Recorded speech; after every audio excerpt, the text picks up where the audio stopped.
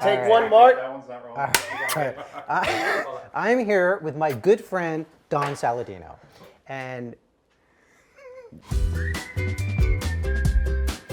we're going to talk today about food as medicine. 100%. And really how you can do meals, snacks in a simple way. It doesn't have to require a lot of prep or work, but you do have to think ahead of time about what you want to eat. And the days of the stereotypical 1980s bodybuilder eating chicken and rice, that's not healthy. Healthy can be delicious, and I think that's something that you and I are gonna show people today. Like, we want our foods to be colorful, we want them to be nutritious, packed with micro and macronutrients, and I think we should be able to enjoy our food. We both have kids, so it's difficult to cook different food for your children than we're cooking for ourselves, so I need to make sure that my food that's fulfilling my needs are fulfilling my kids' needs, which is it has to taste good.